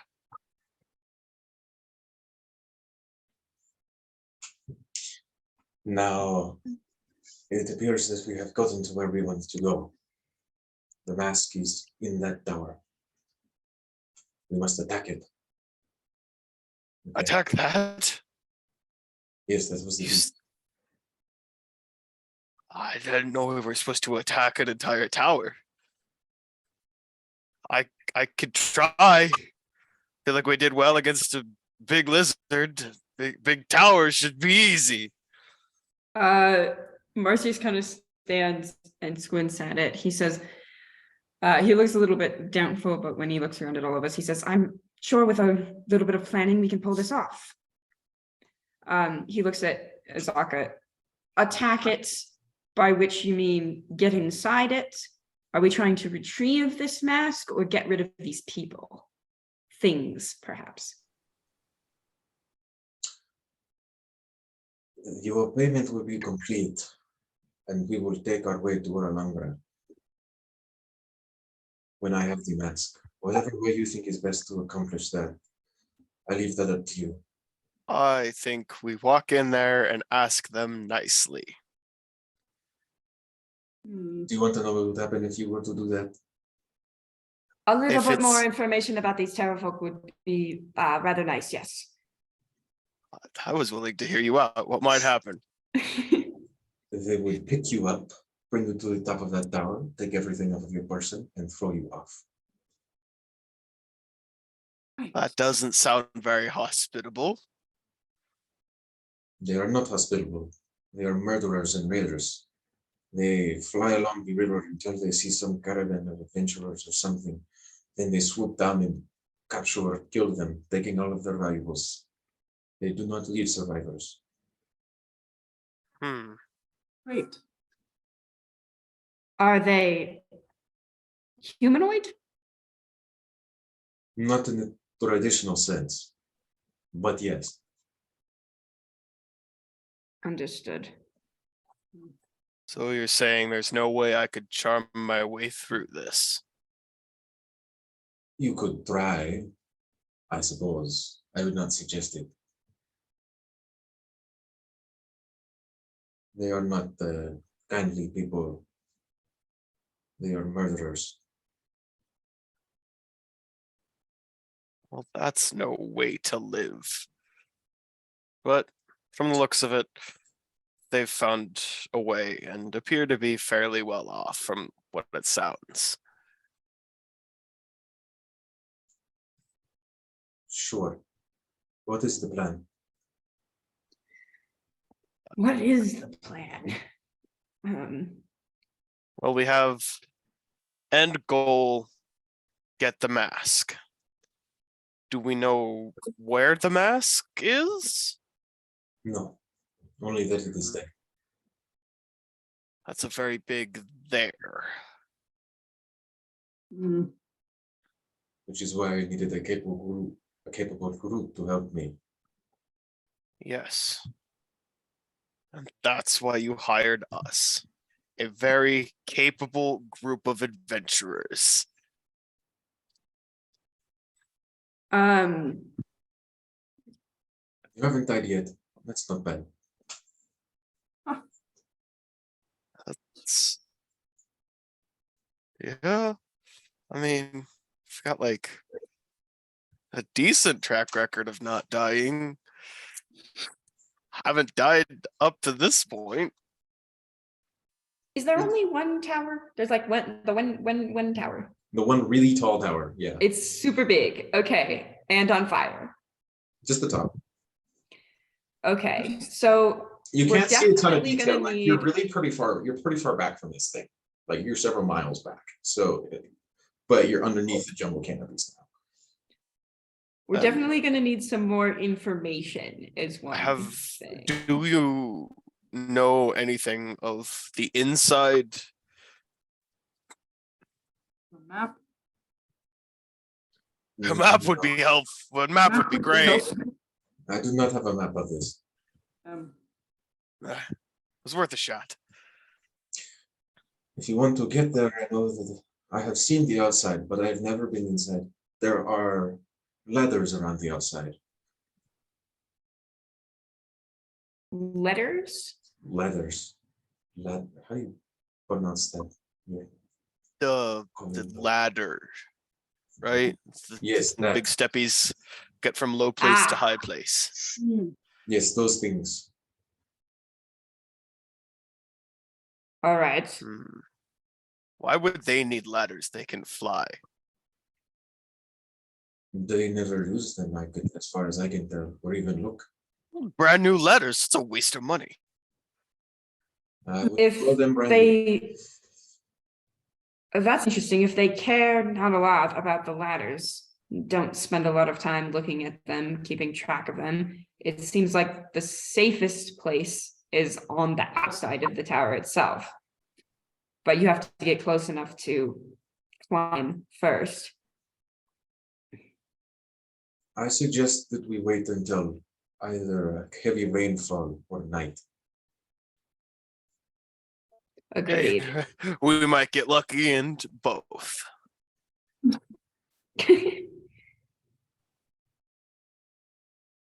But we must get closer first.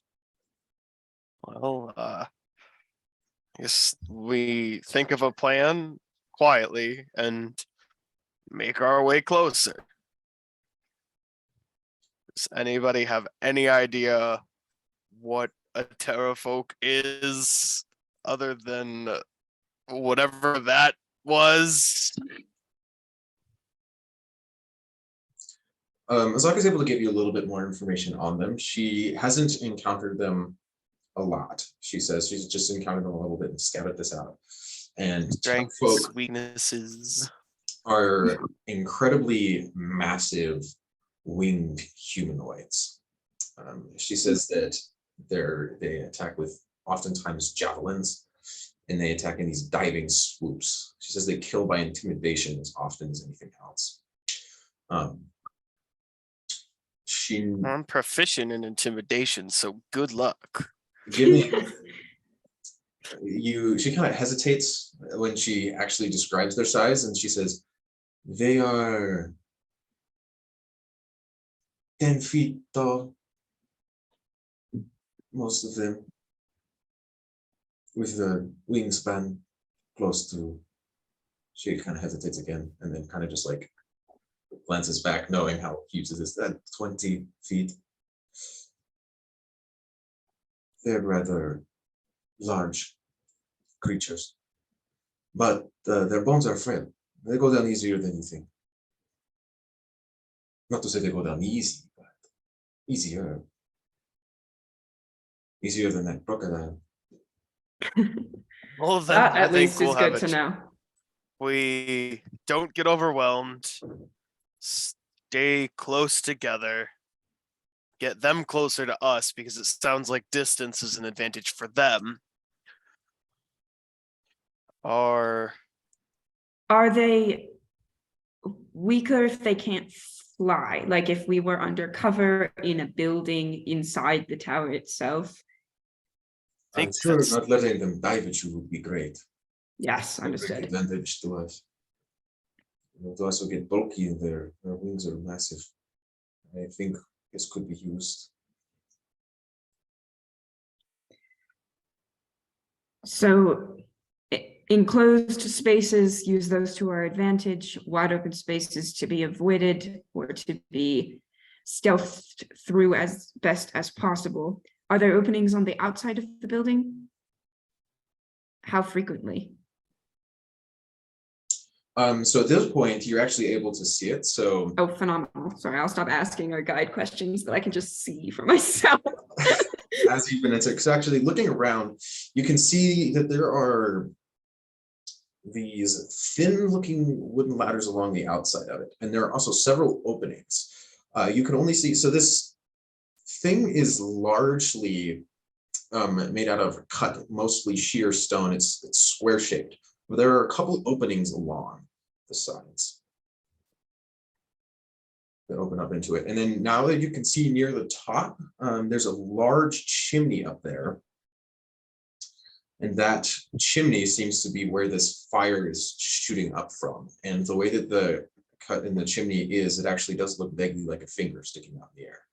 Which is why it's called fire finger. Is there a purpose to that fire? Is it natural? Are they feeding it with something? Do we know? I have no idea.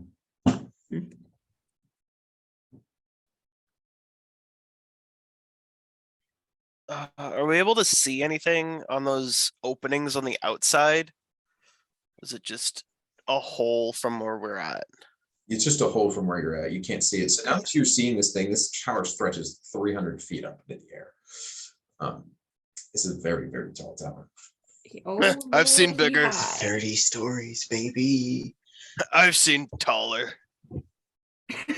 I'm from Sharn. I know what a tower looks like. You call that a tower?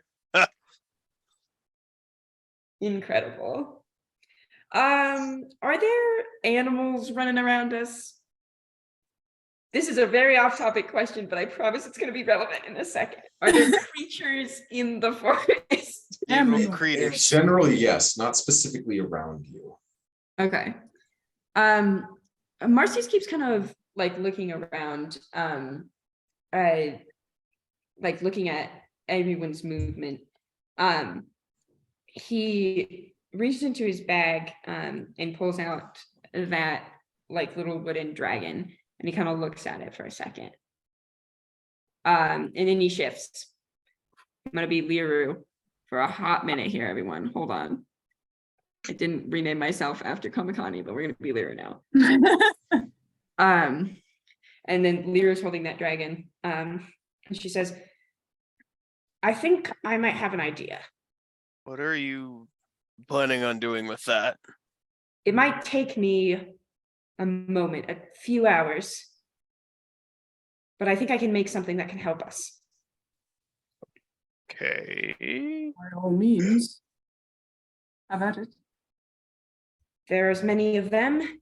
I figure it won't hurt if there's many of us.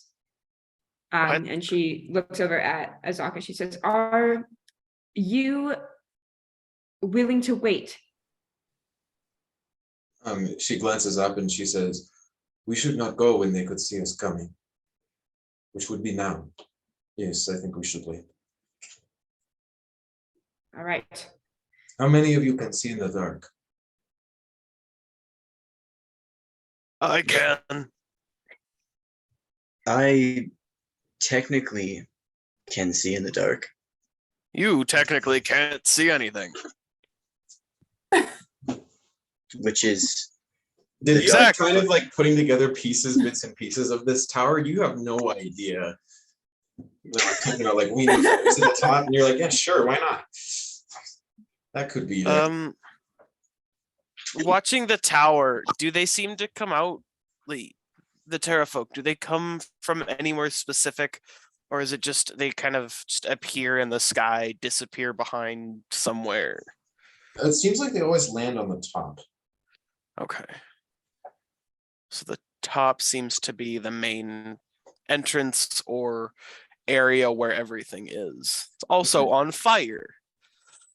Just some of it. There's that section is smaller up there. Okay. So it's looks more like It looks like a giant chimney okay. on the top of this tower.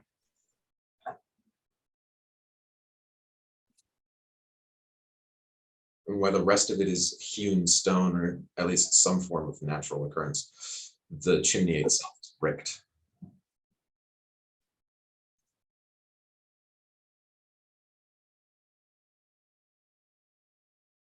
Gotcha. Liru, tell me what you're doing. I am sitting down on the ground. I am gathering pieces of wood. I am breaking off tree branches. I am getting bits of stone and rifling around in the bag for tools. I am gathering pieces of stray metal that anyone happens to have. Just like bits and pieces. I'm gathering an inventory, and then Liru starts to very expertly piece them together into a skeleton, not a human shaped one. It's quadrupedal and it's beastly, but it's kind of taking shape into an animal. This takes her many hours. Yeah, she's just kind of sitting in the corner tinkering for a hot second. And eventually this like large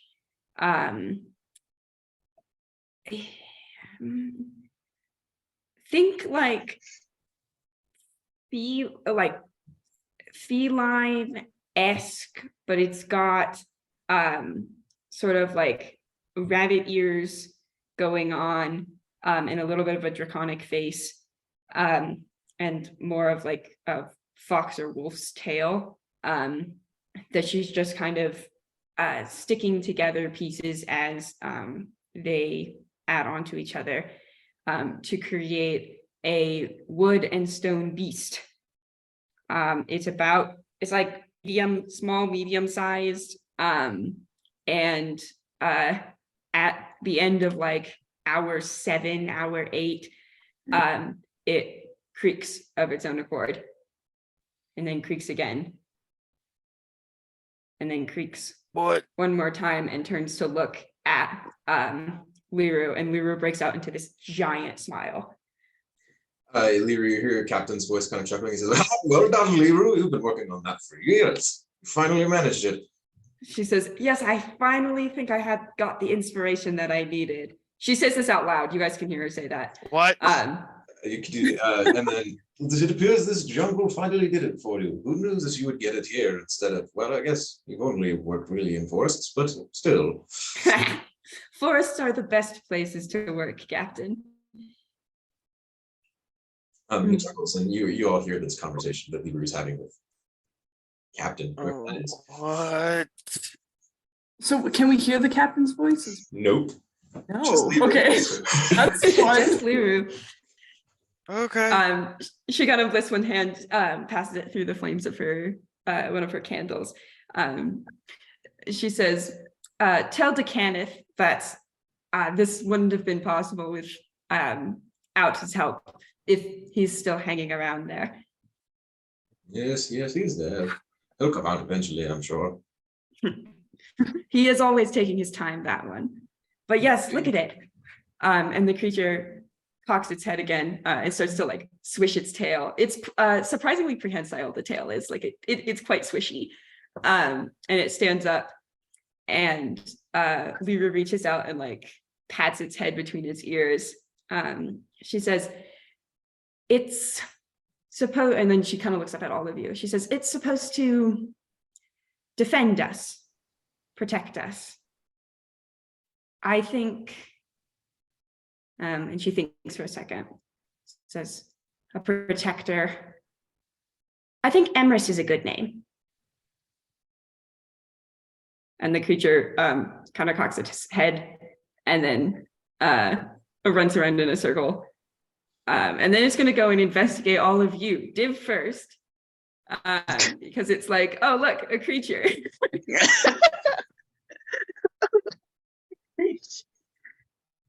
And it comes up and just like pokes. It just like sniffs at Div's feet for a second. At your soonest convenience, I request art for our new friend. Okay.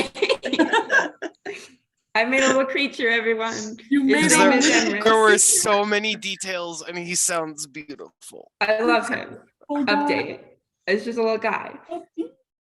Liru says, PSA, I love it. it's isn't very smart, and as if on cue, the thing trips over Div's tail on its way to go investigate Caylona, and then like picks itself back up again, shakes itself off, and moves over to like investigate Caylona. Liru says, but it should be helpful as we travel, and it can climb. Oh, that might be helpful. Goodness. Kaylona's like looking at it and she like doesn't know what to do with it. So she's just kind of staring at it. And she's like, maybe if I just don't move, then like it will just leave. It's like, Shoo. Never had a Beast. dog ever. She's like, I don't know what to do with this. This is kind of terrifying. It like makes a creaking noise, and like shoves its way between. You know how like cats will like just go between your feet. Like they don't Yes, care my that you're dog. standing there. They're your feet is there and your cat is going through it. Like that's the kind of energy as it sort of squiggles through you and bounces over to Jasper. This thing's a lot bigger than a cat, though. It's like a lot bigger than a cat. Hello. That Friend. thing is a very excited Wolf-sized. golden retriever. Come here. Yeah, he's Murray, like come wolf here. sized. Come here for size reference. Murray, come here. Jasper gets lower and kind of pats its head because it scratches. Head scratches. It seems to enjoy that very much. Emerus like leans into your leg there. That's a good friend. Yeah. I'm a displaying size reference. Yes. It's that big. Murray will be playing the part of Emerus. Perfect. Hello, Murray. Yeah. And then the Emerus goes over to Zephyrus as well. He just makes like a circuit around the whole camp to Azaka and Zephyrus, and then returns to Liru. He seems kind of satisfied because, like, okay, we're chill with this. There are these people here. I now. like these. Very good. Very good. I would die for Emerus. You probably will. Yeah. Yeah.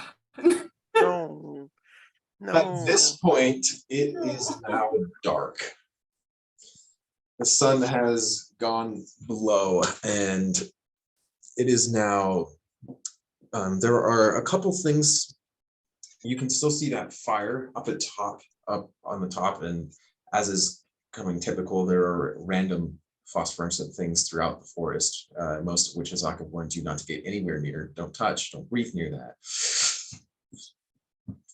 And various other warnings like that. But you can see just like a couple of those kinds of glows, as well as that. It gets very, very dark here, especially like Jasper, you've never seen anything like as dark as this jungle gets. Like when it gets, it's pitch black when it gets dark out here, except for maybe a couple of lights that you can just see. Div, you can never see. But Div glows in the dark. Faintly. Oh But no. Like it gets really dark, and his like eye sockets and the kind of like the holes in his scales and the like small spaces between the plates, they glow with this really warm like deep yellowish reddish orange. Div is perfectly built for stealth missions. Zephyrus, Yeah. I mean, Emerus, no, sorry, God. What's his name? How many names you got in there, pal? The guy, the light cleric, Valorous. Valrus. Thank you. Valrus part 2. So, with that, this creature finally completed, Azaka looks to you and she says, I think it is time we make our move. Liru bounces to her feet. She seems quite ready. We'll stop there for today. Yay. Hell Thanks yeah. for joining us for Yay. Dust of the Past, everybody. What a fun session that was. That was See a y'all. fun session. We'll see y'all next week.